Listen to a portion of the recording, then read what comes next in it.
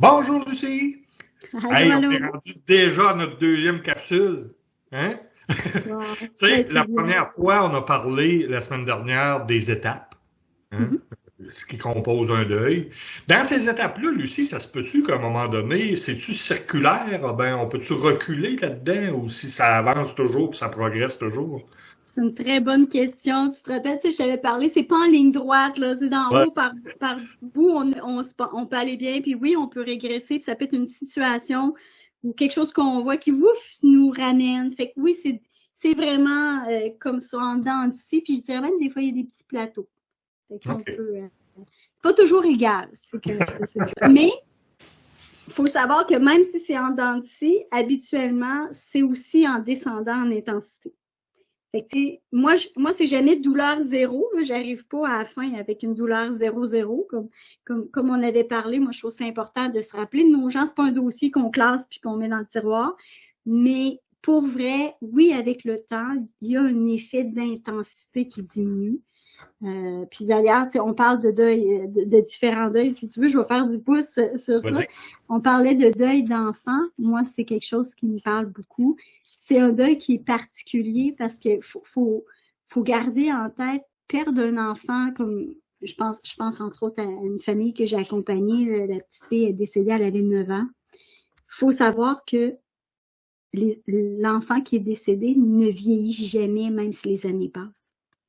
Donc, même si ça fait 15 ans, même si ça fait 20 ans, c'est ta petite fille de 9 ans, c'est l'image que on peut pas faire vieillir nos gens.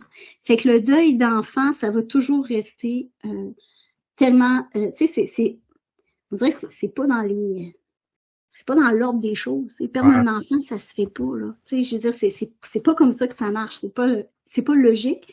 Mais encore plus, c'est vraiment le fait que l'enfant, tu le fais pas vieillir. Fait que ça va toujours être ta petite puce de 9 ans qui est partie, là.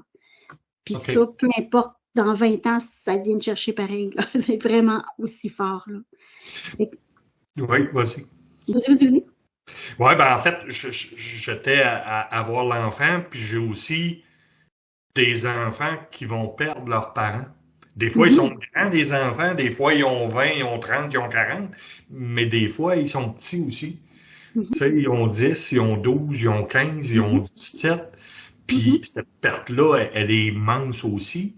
Est-ce que c'est le même type de deuil aussi ou si... Ben, tu peux pas faire vieillir tes parents comme tu peux pas faire, tu sais, vieillir les autres aussi, mais l'enfant, ce qui se passe, qui perd un parent quand même assez jeune, ben, il va garder des souvenirs, il va garder des choses, mais il va perdre un petit, tu sais, il va perdre un petit bout. Puis souvent, une des choses quand on vit un deuil, je dis pas que c'est une erreur, mais des fois dans certaines familles, ça devient tabou, puis on n'en parle plus. Ça fait moins mal de pas en parler. Puis tu sais, je suis obligée de dire, moi, mon grand-père est décédé peut-être 5 ans avant que je vienne au monde. Donc moi, j'ai jamais connu mon grand-père paternel. Mais pour vrai, les gens en ont tellement parlé autour que j'ai l'impression d'avoir des anecdotes puis des histoires à raconter. Je peux te raconter plein d'histoires sur mon grand-père que j'ai jamais connu. Tu sais, qu'on parlait d'héritage, de ne pas mettre notre...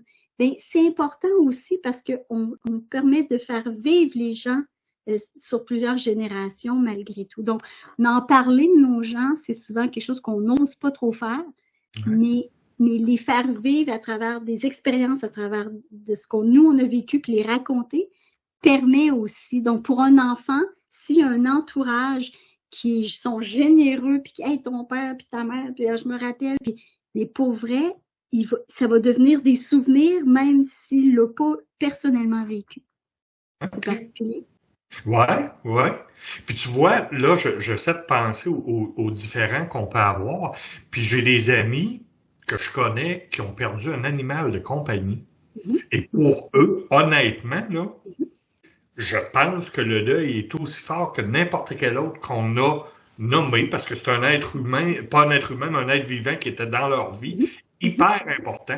Est-ce que c'est ça aussi? Ben, écoute, j'ai deux exemples pour Oui. associer à tout ça parce qu'il y a le deuil animalier, mais il y a le deuil périnatal aussi, qui ont un peu les mêmes enjeux, je dirais, parce que les gens considèrent moins, ben là, c'était juste un animal, c'était juste.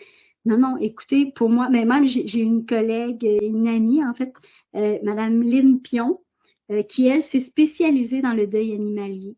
Puis, fait que, tu sais, c'est pour vous dire que oui, ça existe, puis oui, c'est vrai, puis c'est aussi fort parce que, en fait, c'est le lien qu'on crée, hein. C'est l'attachement, c'est le lien, c'est la proximité, c'est le temps qu'on passe ensemble, c'est les aventures, c'est les histoires qu'on a qui sont là. Fait que tu aies vécu tout ça avec un animal ou avec un humain, c'est aussi fort. La charge émotive, elle est là. Cet animal-là, c'était ton confident, t'es arrivé chez vous, t'accueillais, tu sais, on en fait des aventures et on n'oublie pas. Puis c'est de plus en plus considéré, puis c'est correct. Puis aujourd'hui, même les salons funéraires vont proposer des façons de faire qui c'est considéré. Mais pour vrai, tu as raison, ce que tu dis, ça c'est pas toujours été considéré comme ça. Et mais de plus en plus, mais oui, il y a encore un jugement, il y a encore des gens qui vont dire, ben là, regarde, achète-toi un autre ou tu adoptes-en un autre. Il y a encore de ça. Puis ça, on est encore.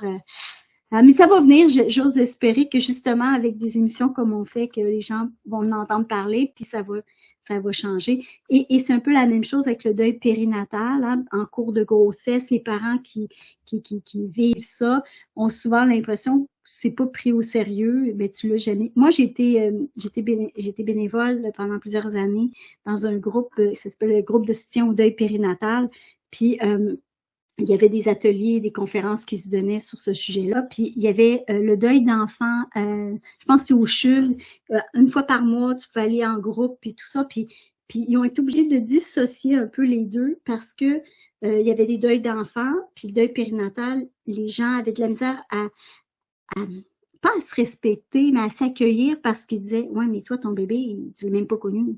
C'était en cours de grossesse, tu avais 20 quelques semaines de fête. Oui, mais tu sais, moi, mon petit bonhomme, il avait 6 ans, puis tu sais, puis là, il y a déjà entre endeuillés, on considérait ça. Fait il y a vraiment une différence. Puis oui, les parents qui vivent le deuil périnatal sont souvent aujourd'hui plus, là, on a des organismes puis tout ça pour les aider à passer au travers ça. Mais c'est ça, c'est quand même des formes de deuil importantes. Est-ce que le couple qui est pas capable d'avoir d'enfants entre dans cette catégorie-là aussi? Ah oui, c'est un deuil. C'est un deuil aussi, effectivement. Puis oui, il faut aller chercher des ressources, on a besoin parce que, tu sais, c'est quand même, c'est un processus, hein, choisir d'avoir un enfant, puis tu sais, déjà, on le sait, quand on prévoit, on a quasiment une date, puis là, on est déjà parti, hein, fait que oui, j'accompagne d'ailleurs des parents pour qui c'est difficile, mais tu sais, il y en a qui vont se retourner vers l'adoption, mais encore là, c'est tout un autre monde, puis des déceptions, puis tu sais, il y a plein de, mais non, c'est jamais facile, c'est certain. Puis là, ben, il y en a un que j'ai pas abordé encore, qui rentre dans toutes les catégories, mais qui est énorme, en fait, parce que lui a été provoqué. Il a été provoqué. Fait que moi, je vais parler du suicide. Le suicide, là, on le case comment dans tout ça? Parce que, tu sais, l'enfant, il est arrivé un accident, il était malade, il est arrivé quelque chose, mais quand une personne décide de mettre fin à ses jours, ça laisse une empreinte encore plus forte en fait, je dirais l'événement. C'est la circonstance qui fait tout. Tu sais, tu parlais de la maladie, c'est une circonstance. Hein? Des fois, on a le temps un petit peu, les gens vont dire on a le temps de se préparer à la maladie. Même si on a le temps de se préparer,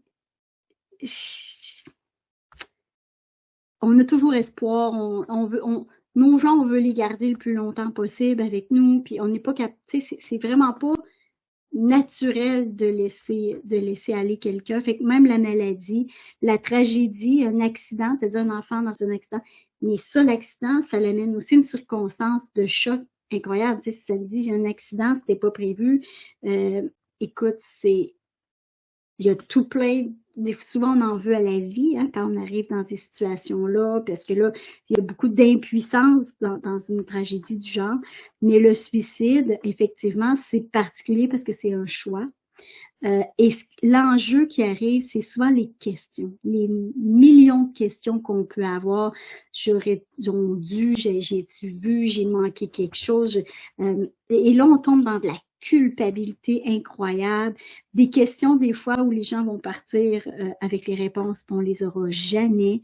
Il y a des gens qui vont avoir pris le temps d'écrire des lettres, on peut en avoir quelques-unes, certaines réponses parfois, mais n'empêche que c'est comme, encore là, c'est la colère, écoute, on a envie, là, comme on disait, on a envie de les brasser, puis ben voyons donc, puis ben moi, tu le sais, ma situation, j'ai vécu le deuil par suicide du père de mes 4 enfants, puis ça fait 5 ans, puis je me pose encore ces questions-là, même s'il nous a laissé des lettres, puis qu'il a pu nous donner des réponses.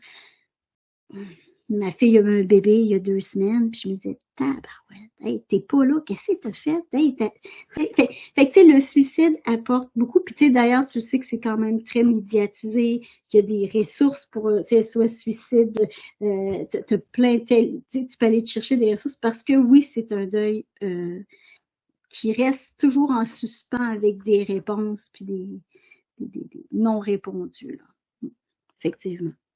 Écoute, c'est un gros sujet, puis c'est sûr que je ne vais pas finir ça là-dessus, tu comprends cette capsule-là. Moi, j'ai juste envie de dire aux gens, l'espoir, il y en a. Si tu n'en vois pas de l'espoir, là, écoute, prends mon adresse courriel, écris-moi, je vais te référer plein d'experts, plein de numéros, je vais t'écouter, mais tu lâches pas, tu comprends? Il y a plein de gens. C'est pas une option, c'est pas une option. Hein? Il y a plein de gens. Valeur. Puis on peut comprendre la douleur là, que les personnes ressentent en dedans. Ça, je suis conscient de ça, mais il y a tellement de gens qui ont besoin de toi. Tu es important dans la vie, fait que les gens lâcheront pas. Non, puis les gens vont dire, souvent ils veulent pas mourir, ils veulent arrêter de souffrir. Ouais, c'est mais ça. il y a tellement d'outils, il y a tellement de ressources aujourd'hui, puis tu sais, s'en sortir de ça, des fois, il faut aller au fond, hein? On va jusqu'au fond, mais il y en a qui disent, quand tu es rendu au fond, tu te donnes un élan, au moins tu touches à terre puis tu rebondis. Fait que, tu sais, oui, il y a des périodes sombres dans lesquelles on vit, où on est découragé puis on voit plus, mais mon Dieu, il sort des choses merveilleuses de ça. Puis je pense, comme tu l'as dit, moi, j'invite les gens à aller chercher de l'aide, des ressources, parce que les dommages collatéraux, on mesure pas, mais tu sais, quand les gens, des fois, vont passer à l'acte, c'est qu'ils sont rendus, leur tête trouve que c'est logique, mais c'est pas une option, c'est pas une solution. Fait que d'aller chercher des outils, je pense que c'est la meilleure solution. Est-ce que j'espère, s'il y en a qui entendent ce message-là, partagez-le, mais c'est pas une option. Good! Hey, ça, c'est super. On finit pas mal mieux, là. Ben oui, hey, c'est certain, c'est certain. Et puis, écoute, là, il nous reste une capsule. Parfait, oui. Moi, je te remercie vraiment beaucoup. Il faut savoir que Lucie fait tout ça bénévolement. Là, fait que c'est vraiment très gentil à elle. Puis le but de tout ça, ben, c'est d'avoir des gens qui comprennent un peu mieux ce qu'ils vivent, puis idéalement qui vont aller s'outiller s'ils s'en sortent pas présentement, puis qu'ils voient pas l'option. Ben... Mais tu sais, faut comprendre que, tu sais, souvent, je prêche pas ma paroisse quand je dis ça, mais tu sais, c'est d'être bien entouré. De pas hésiter à en parler. On n'est pas obligé de consulter tout le temps, là, tu sais, ça veut pas dire, je suis pas là pour vous inciter à consulter, je suis là pour vous aider à en parler, de faire le deuil, que ça soit plus tabou autant que ça, puis il y a des gens autour de vous qui sont outillés, il y en a d'autres qui sont juste là pour vous écouter, puis c'est bien parfait, là. Mais si jamais vous en sentez le besoin, puis des fois, ça peut faire du bien d'avoir quelqu'un de neutre, vous avez besoin d'outils, ben là, oui, je vous invite à aller consulter, mais c'est ça. C'est encore mieux, c'est d'être très bien entouré puis d'être capable d'en parler. Super! Merci beaucoup! Ça fait plaisir. Bye!